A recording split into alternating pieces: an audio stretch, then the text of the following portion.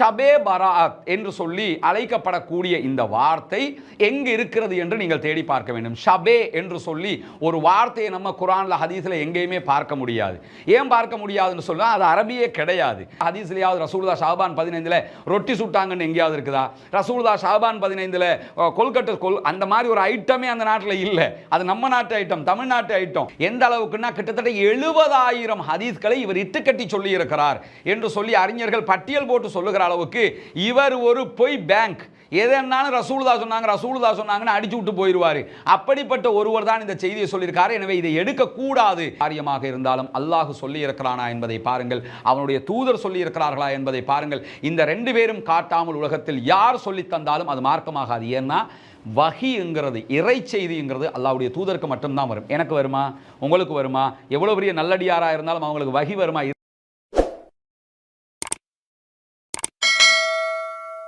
அன்பிற்கினிய சகோதர சகோதரிகளே, நம் அனைவர் மீதும் ஏக இறைவனுடைய அமைதியும் கருணையும் உண்டாகட்டுமாக. அஸ்ஸலாமு அலைக்கும் வரஹ்மத்துல்லாஹி வபரகாத்துஹு.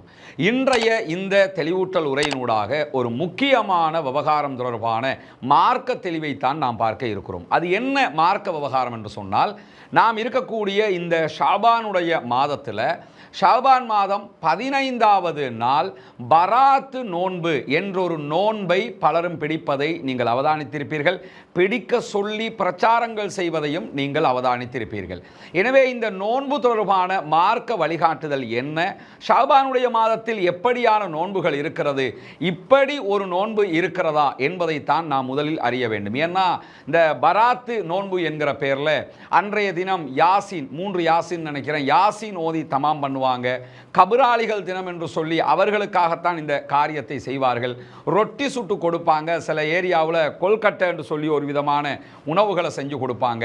இந்த மாதிரி உணவு பரிமாற்றங்கள் நடப்பதும், இரவு வணக்க வழிபாடுகள் என்று செய்வதும், நோன்பு நோட்பதும் இதற்கென்று ஒரு சிறப்பு இருப்பதாக கருதி இப்படியான காரியங்கள் செய்யப்படுகிறது. உண்மையிலேயே மார்க்கத்தில் இப்படி ஒரு விவகாரம் இருக்கிறதா என்பதைத்தான் நாம் புரிந்து கொள்ள வேண்டும். இருந்தால் கண்டிப்பாக செய்ய வேண்டும், இல்லை என்றால் கண்டிப்பாக நாம் தவிர்த்து கொள்ள வேண்டும். ஏன்னா இஸ்லாமிய மார்க்கம்ங்கிறது நம்ம ஏற்றுக்கொண்டிருக்கக்கூடிய மார்க்கத்தினுடைய பெருமதியையும் புனிதத்தையும் நாம் முதலில் புரிந்து கொள்ள வேண்டும்.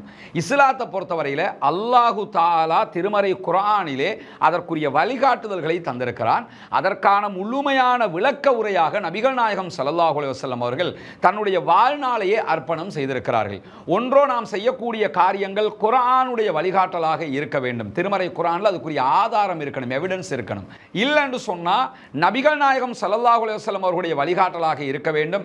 ஆதாரபூர்வமான நபிமொழிகளில் அதற்குரிய ஆதாரங்கள் நமக்கு கிடைக்க பெற வேண்டும். இந்த ரெண்டிலையும் எந்த வழிகாட்டலும் இல்லை என்று சொன்னால் கண்டிப்பாக அவற்றை நாம் செய்யக்கூடாது என்பதுதான் இஸ்லாத்தினுடைய அடிப்படை தத்துவமாக இருக்கிறது.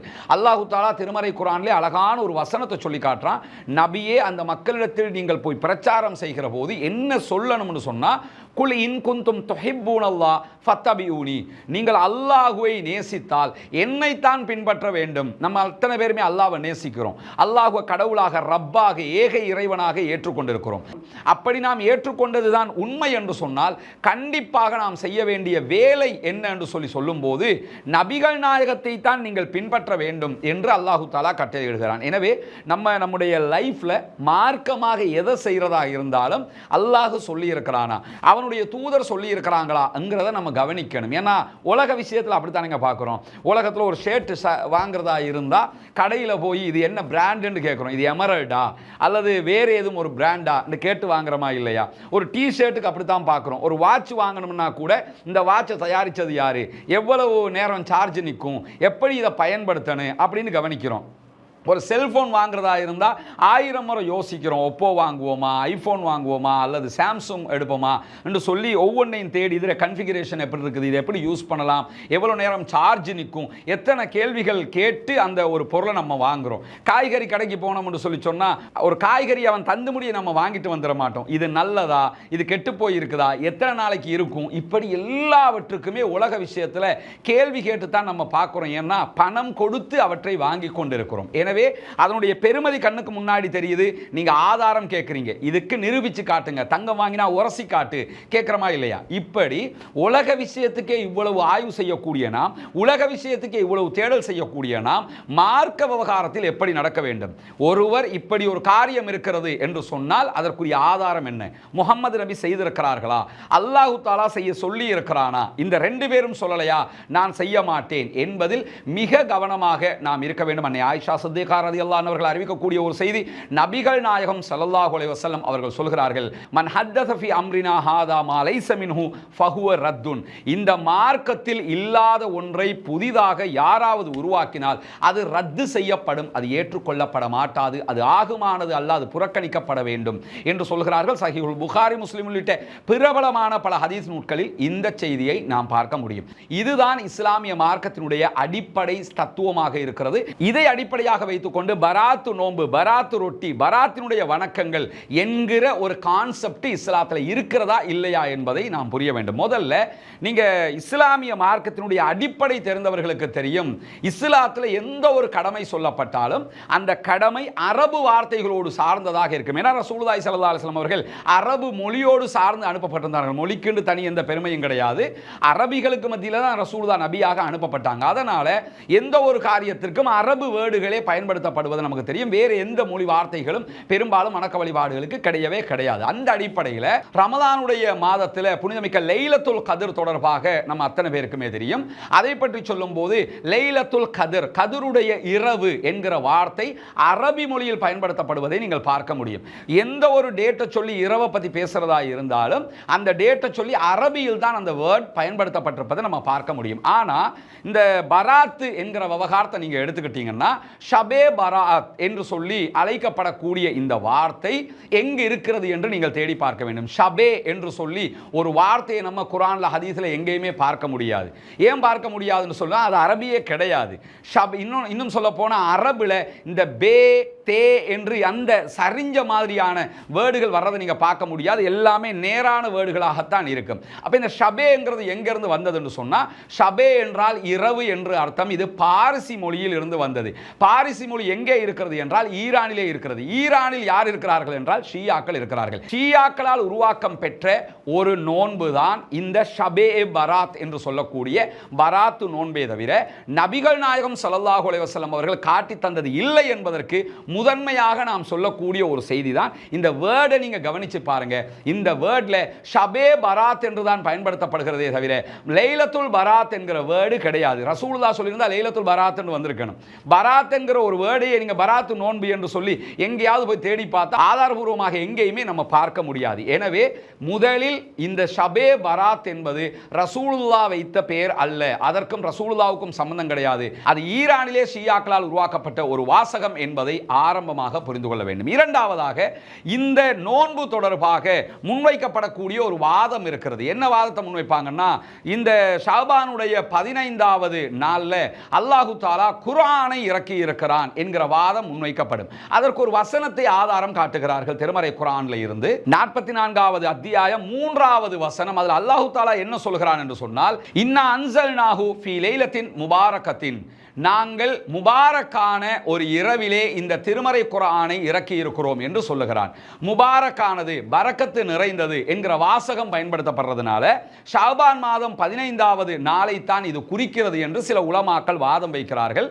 ஷாபானுடைய மாதம் 15வது நாள் பராத்துடைய இரவு, முபாரக்கான இரவு என்று சொல்லித்தான் இந்த வாதம் முன்வைக்கப்படுகிறது. முதல்ல சாதாரணமாக இஸ்லாம் தெரிஞ்ச அத்தனை பேருக்கும் தெரியும் குர்ஆன் எப்பொழுது இறக்கப்பட்டது என்று சொன்னால், குர்ஆன் இறக்கப்பட்டது புனிதமிக்க ரமலானுடைய மாதத்திலே. அல்லாஹ் தஆலா சூரா பக்ரா 2வது அத்தியாயம் 185வது வசனத்தில் சொல்லி காட்டுகிறான், ஷஹ்ரு ரமலான் அல்லதி உன்சில ஃபீஹில் குர்ஆன், இந்த ரமலானுடைய மாதத்தில் தான் திருமறை குர்ஆன் இறக்கப்பட்டது என்று மிக தெளிவாக நமக்கு கற்றுத் தந்து விட்டான். எனவே ரமலானில் தான் குர்ஆன் இறக்கப்பட்டது.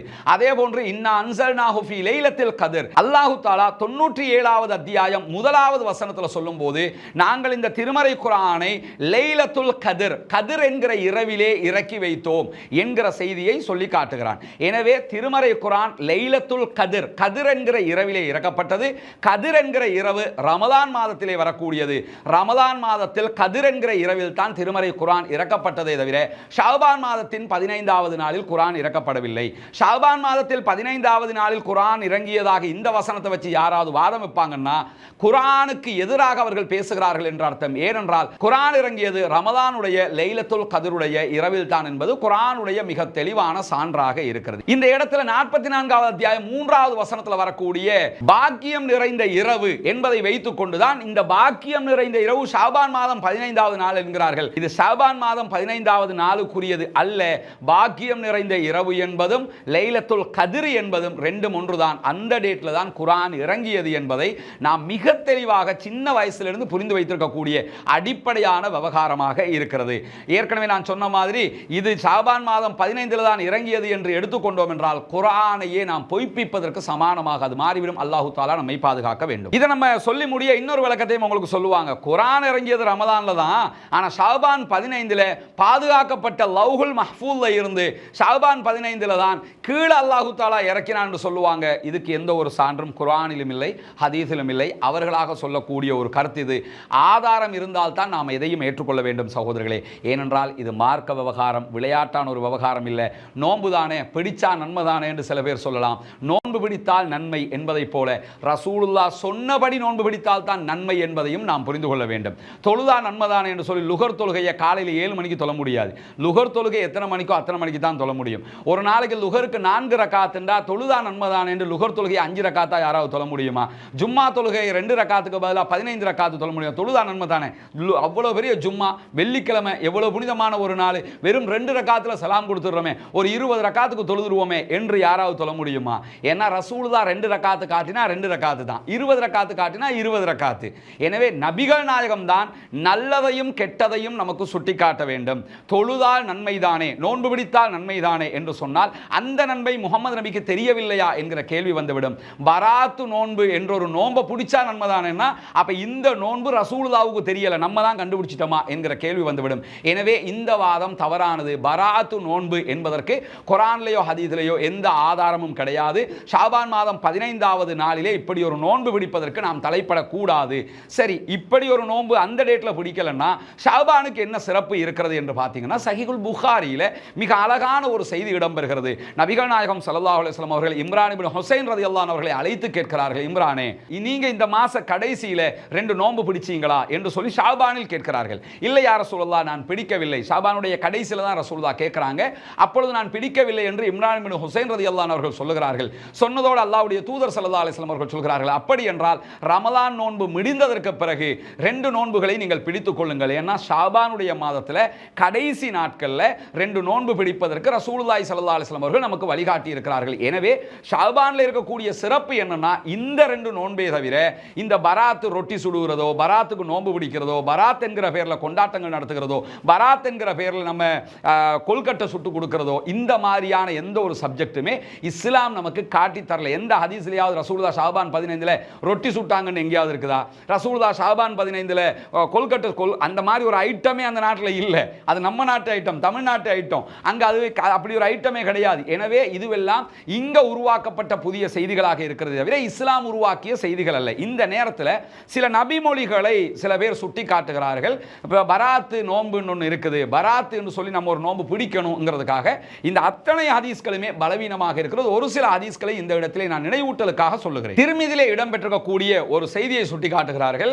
அல்லாஹ்வுடைய தூதர் ஸல்லல்லாஹு அலைஹி வஸல்லம் அவர்கள் ஜன்னத்துல் பக்கி என்கிற மையவாடிக்கு போயிருந்த நேரத்தில், இரவு நேரத்தில் போயிடுறாங்க. அல்லாஹ்வுடைய தூதருடைய மனைவி அவங்கள தேடி போகிறாங்க. இந்த நேரத்தில் ஏன் இங்கே வந்தீங்கன்னு சொல்லி நபிகள் நாயகம் கேட்கும்போது, இல்லை நீங்கள் மற்ற மனைவியர் யாரையும் வீட்டுக்கு போயிட்டீங்களாங்கிறத நான் பார்க்கத்தான் வந்தேன் என்கிற விதமாக அவங்க பதில் சொல்கிறாங்க. சொல்லும்போது அல்லாஹ்வுடைய தூதர் ஸல்லல்லாஹு அலைஹி வஸல்லம் அவங்க அதுக்கு என்ன பதில் சொல்கிறாங்களாம்னா, நான் எதுக்கு இங்கே வந்தேன் தெரியுமா? இது ஷாபானுடைய 15வது நாளாக இருக்கிறது. இந்த நாளில் கலபு கோத்திரத்தாருடைய ஆடுகளுடைய உடம்பிலே இருக்கக்கூடிய மயிர்கள் இருக்குதா இல்லையா, முடிகள், அந்த அளவுக்கு மனிதர்களுடைய பாவங்களை அல்லாஹு தஆலா மன்னிக்கிறான் என்று அல்லாஹ்வுடைய தூதர் ஸல்லல்லாஹு அலைஹி வஸல்லம் அவர்கள் சொன்னதாக இந்த செய்தி திருமிதியிலே பதிவு செய்யப்பட்டிருக்கிறது. இதை எடுத்துக்காட்டி எனவே இவ்வளவு பாவங்கள் மன்னிக்கப்பட கொண்டாடப்படக்கூடிய ஒரு நாளாக இது இருக்கிறது என்று சொல்லி பிரச்சாரம் செய்வதை நீங்க பார்க்க முடியும். இந்த ஹதீஸை நீங்க திருமிதியில போய் பார்த்தீங்கன்னா இமாம் திருமிதி ரஹிமஹுல்லாஹ் அவர்களே இந்த ஹதீஸ் பலவீனமான செய்தி என்பதை சுட்டிக்காட்டி இருக்கிறார்கள். ஹதீஸை எழுதிட்டு கீழே மிக தெளிவாக இந்த ஹதீஸ் போக்கு, இதை எடுக்க முடியாது, ஆதாரமாக கொள்ள முடியாது. ஏன்னா இஸ்லாத்தில் இருக்கக்கூடிய ஒரு சிறப்பம்சம் வேறு எந்த மார்க்கத்திலையும் இல்லாத ஒரு சிறப்பம்சம் என்னன்னு கேட்டா, நம்முடைய தூதர் ஸல்லல்லாஹு அலைஹி வஸல்லம் அவர்கள் சொன்ன வார்த்தைகள் அத்தனையும் ஆதாரபூர்வமாகவே பதிவு செய்யப்பட்டிருக்கிறது. ஆதாரபூர்வம் இல்லாத செய்திகள் இது லைஃப், இதை பின்பற்றக்கூடாது, இது பலவீனமானது என்று சொல்லப்பட்டிருக்கிறது. லைஃபாக இருந்தாலும் ஹதீஸ் தானே பின்பற்றலாமே என்று யாராவது வாதம் வச்சா சில லைவான ஹதீஸ்கள் இருக்குது, அதை தூக்கி நம்ம கேட்க முடியும். அப்போ அதையும் பின்பற்றுவீங்களா? கத்திரிக்காய் திண்டா சொர்க்கம், சொரக்காய் திண்டா சொர்க்கம்னெல்லாம் ஹதீஸ் எழுதி வச்சிருக்கிறாங்க, ஹதீஸில் பேரில் எழுதி வச்சிருக்கிறாங்க. அப்போ அதையெல்லாம் நம்ம எடுக்க வேண்டி வந்துடும். எனவே பலவீனமானது அறிவிப்பாளர் தொடர்ல போங்குண்டு ஆயிடுச்சுன்னா அதை நம்ம பின்பற்றக்கூடாது. அறிஞர்கள் மிக தெளிவாக அந்த அறிவிப்பாளர்களை எடை போட்டு நல்லவங்களா கெட்டவங்களா, இது உண்மையா பொய்யான்னு நமக்கு சுண்டி சொல்லி இருக்கிறாங்க. இமாம் திருமிதி ரஹிமஹுல்லாஹ் இந்த ஹதீஸை சுண்டி சொல்லிவிட்டார், இந்த ஹதீஸ் பலவீனமான செய்தி என்பது. எனவே இது ஹதீஸே இல்லை, இதை நாம் ஏற்றுக்கொள்ள முடியாது என்பது மிக தெளிவானது. அதே மாதிரி நபிகள் நாயகம் ஸல்லல்லாஹு அலைஹி வஸல்லம் அவர்கள் சொன்னதாக இன்னும் ஒரு செய்தியை சுட்டி காட்டுகிறார்கள். இப்னு மாஜாவிலே பதிவு செய்யப்பட்டிருக்கக்கூடியதாக சொல்லப்படக்கூடிய இந்த செய்தியில ரமலானுடைய 15 வந்தால், அதே போன்று ஷாபானுடைய 15 வந்தால் இரவு முழுவதும் நின்று வணங்குங்கள், பகல் முழுவதும் நோன்பு நோற்றுக் கொள்ளுங்கள் என்று ரசூலுல்லாஹி ஸல்லல்லாஹு அலைஹி வஸல்லம் அவர்கள் சொன்னதாக இந்த செய்தி குறிப்பிடப்படுகிறது. இந்த செய்தியை பொறுத்தவரையில் முதல் விஷயம் நீங்க என்ன பார்த்துக்கணும்னு கேட்டா, ரமலானுடைய 15ல இரவு முழுவதும் நின்று வணங்குங்கள், பகல் முழுவதும் நோன்பு பிடிங்கன்னா ஆல்ரெடி நம்ம ரமலான்ல பகல்ல நோன்புலையும் இரவுல நின்று வணங்கக்கூடிய காரியத்தை தான் நம்ம செய்கிறோம். எனவே அதை தனியாக ரசூலுல்லாஹ் இப்படி சொல்ல மாட்டார்கள் என்பதை புரிய முடிகிறது. எது எப்படி போனாலும் ஷாபானுடைய 15ல இரவுல நின்று வணங்குங்க, பகல் முழுவதும் நோன்பு பிடிங்க என்று சொன்னதாகத்தான் இந்த வசனத்தை காட்டுவார்கள். ஷாபானிலே இதை பேசுகிற யாரும் ரமலானிலே இதை பற்றி பேசுவதில்லை என்பது முதல் விவகாரம். இரண்டாவது, இப்னு மாஜாவுல பதிவாக இருக்கக்கூடிய இந்த செய்தியை பொறுத்தவரையில இதை அறிவிக்கக்கூடிய அறிவிப்பாளர் அபூபக்கர் இப்னு அபூ சபூரா என்கிறவர். இவர் யாருன்னு சொன்னா, இவர் ஹதீஸ்களை தயாரிக்கிறவர், உருவாக்குறவர், இட்டுக்கட்டி பேசுறவர். எந்த அளவுக்குன்னா கிட்டத்தட்ட 70,000 ஹதீஸ்களை இவர் இட்டுக்கட்டி சொல்லி இருக்கிறார் என்று சொல்லி அறிஞர்கள் பட்டியல் போட்டு சொல்லுகிற அளவுக்கு இவர் ஒரு பொய் பேங்க். எதனாலும் ரசூலுல்லாஹ் சொன்னாங்கன்னு அடிச்சு விட்டு போயிடுவார். அப்படிப்பட்ட ஒருவர் தான் இந்த செய்தியை சொல்லியிருக்காரு. எனவே இதை எடுக்கக்கூடாது, இது நபிமொழியே அல்ல என்று சொல்லி அபூபக்கர் சிப்ரி போன்றவர்கள் மட்டுமல்லாமல் இமாம் புகாரி, முஸ்லிம் உள்ளிட்ட பல அறிஞர்களும் இந்த அறிவிப்பாளரை இவர் இட்டுக்கட்டி சொல்லக்கூடியவர் என்று சொல்லி மிக தெளிவாக இவரை தட்டி தூக்கி இருக்கிறாங்க. எனவே இந்த செய்தியையும் நபிமொழி என்று நாம் ஏற்றுக்கொள்ள முடியாது. இப்படி ஒரு செய்தி இஸ்லாத்தில் இல்லை என்பதற்கு இது ஒரு சான்றாக இருக்கிறது. அதே மாதிரி இன்னொரு செய்தியை காட்டுறாங்க. அத்தா இப்னு யஸார் என்கிறவர் அறிவிக்கக்கூடிய ஒரு செய்தி, நபிகள் நாயகம் ஸல்லல்லாஹு அலைஹி வஸல்லம் அவர்கள் ஷாபானிலே அதிகமாக நோன்பு நோட்பார்கள் என்கிற செய்தி. இந்த அத்தா இப்னு யஸார் என்கிறவர் நபித்தோழரே கிடையாது. ரசூலுல்லாஹ் சொன்னதாக இவர் ஒரு செய்தியை சொல்லவே முடியாது. ஏன்னா நபித்தோழராக இருந்தால் தான் இவர் சொல்ல முடியும். எனவே இவர் பொய் சொல்லுகிறார் என்று அர்த்தமாகிவிடும். ரசூலுல்லாவை கண்டு பார்த்து ரசூலுல்லாஹ்ட்ட இருந்து எடுத்தவங்க சஹாபாக்களாக மதிக்கப்படுவார்கள். இவர் சஹாபி கிடையாது. எனவே இவர் சஹாபி இல்லாமல் இந்த செய்தியை சொல்ல முடியாது. அது பொய்யான செய்தி என்பது மிக தெளிவானது ஹதீஸ்களின் அடிப்படையில். அதே போன்று ஃபலாயிலுர் ரமலான் என்கிற கிதாபில் இடம்பெற்றிருக்கக்கூடிய ஒரு செய்தியை சுட்டி காட்டுறாங்க. அந்த செய்தியில் என்ன வருதுன்னு சொன்னா, யார் ரமலானுடைய பாதியிலையும் ஷாபானுடைய பாதியிலையும் 100 ரக்காத்துகள் தொழுது ஒவ்வொரு தொழுகையிலையும் 1000 தடவை குல் சூராக்களை ஓதுறாரோ அவர் சொர்க்கத்துக்குரியவராகத்தான் மரணிக்கிறார் என்கிற ஒரு செய்தி. இந்த செய்தியை பொறுத்தவரையில் இதை அறிவிக்கக்கூடியவர் முகமது பின் அலி என்கிறவர். இவரும் நபித்தோழர் கிடையாது. நபித்தோழர் இல்லாமல் நபிகள் நாயகம் சொன்னார்கள் என்று இவர் அறிவிக்க முடியாது. அவர் சஹாபியா இருந்தால் மட்டும்தான் இப்படி சொல்ல முடியும். எனவே இவருடைய செய்தியும் எக்காரணம் கொண்டும் ஏற்றுக்கொள்ள முடியாத பொய் செய்திகளுடைய பட்டியலில் போய் சேர்ந்து விடுகிறது. இப்படி ஷாபானுடைய 15வது நாள் பராத், ஷபே பராத் என்கிற பெயரில் பிடிக்கக்கூடிய நோன்பு தொடர்பாக வரக்கூடிய செய்திகள் அத்தனையுமே பலவீனமான, இட்டுக்கட்டப்பட்ட, ஏற்றுக்கொள்ள முடியாத பொய் செய்திகளாக இருக்கிறது. ரசூலுல்லாஹி ஸல்லல்லாஹு அலைஹி வஸல்லம் அவர்கள் ஷாபானுடைய இறுதியிலே 2 நோன்புகளை பிடிக்க சொல்லி இருக்கிறார்கள், வலியுறுத்தி இருக்கிறார்கள். அதைத்தான் நாம் செய்ய வேண்டுமே தவிர ஷபே பராத் என்பதற்கும் இஸ்லாத்திற்கும் எந்த சம்பந்தமும் கிடையாது. அது பாரசி மொழி வார்த்தையாக இருக்கிறது என்பதை எல்லாம் ஆரம்பத்திலேயே நம்ம சுட்டிக்காட்டி இருக்கிறோம். எனவே நாம் செய்கிற எந்த ஒரு காரியமாக இருந்தாலும் அல்லாஹ் சொல்லி இருக்கிறானா என்பதை பாருங்கள், அவனுடைய தூதர் சொல்லி இருக்கிறார்களா என்பதை பாருங்கள். இந்த 2 பேரும் காட்டாமல் உலகத்தில் யார் சொல்லி தந்தாலும் அது மார்க்கமாகாது. ஏன்னா வஹிங்கிறது இறை செய்திங்கிறது அல்லாஹ்வுடைய தூதருக்கு மட்டும்தான் வரும். எனக்கு வருமா, உங்களுக்கு வருமா? எவ்வளோ பெரிய நல்லடியாராக இருந்தாலும் அவங்களுக்கு வஹி வருமா, இறை செய்தி வருமா? அல்லாஹ்வுடைய தூதருக்கு பிறகு எந்த நபியும் கிடையாது. அவங்க தான் கடைசி நபி, அவங்க தான் கடைசி இறை தூதர். எனவே இறை தூதர்களுக்குத்தான் இறை செய்திகள் வரும். இறை செய்திகளைத்தான் நாம் பின்பற்ற வேண்டும். அப்படி இருக்கும்போது இறை செய்தி பெற்ற நபிகள் நாயகம் ஸல்லல்லாஹு அலைஹி வஸல்லம் அவர்கள் தன்னுடைய வாழ்நாளில் ஷாபான் 15 இப்படி ஒரு நோன்பை பிடித்தது கிடையாது. ஷபே பராத்துங்கிற ஒரு பேரை வச்சது கிடையாது. குர்ஆன் ஹதீஸ் எங்கேயுமே அப்படி ஒரு பேரை நம்ம பார்க்கவும் முடியாது. எனவே இப்படியான ஒரு நோன்பு கிடையாது. சில பேர் என்ன பண்ணுவாங்கன்னா, நான் மாசத்துல 3 நோன்பு வளமலை பிடிச்சு வர்றேன், அந்த அடிப்படையில் 14 பிடிச்சேன், 15 பிடிச்சேன், 16 பிடிக்க போறேன், இப்படி ஒருவர் பிடிப்பாருன்னா அவர் இந்த நோன்பு பிடிக்கிறாருன்னு அர்த்தம் இல்லை. வளமலை பிடிக்கக்கூடிய ஒரு நோன்பு பிடிக்கிறாரு, அதுக்கும் இந்த நோன்புக்கும் சம்பந்தம் கிடையாதுன்னு அர்த்தம். அப்படி பிடிப்பவர்களை நாம் தடுக்க முடியாது. ஆனால் பராத்து நோன்பு என்று பிடித்து ரொட்டி சுட்டு கொடுத்து, கொல்கட்டை சுட்டு கொடுத்து இந்த மாதிரி காரியங்களை பார்ப்பது மார்க்கத்தில் இல்லாத ஒரு காரியம் என்பதை நாம் புரிந்து கொள்ள வேண்டும். வல்ல ரஹ்மான் நம் அத்தனை பேரையும் குர்ஆனையும் ஆதாரபூர்வமான நபிமொழிகளை மாத்திரம் பின்பற்றி வாழக்கூடிய நட்பேறு பெற்ற மக்களுடைய பட்டியலில் சேர்த்தருள் புரிவானாக. வாஹிர் தஅவானா அல்ஹம்துலில்லாஹி ரப்பில் ஆலமீன்.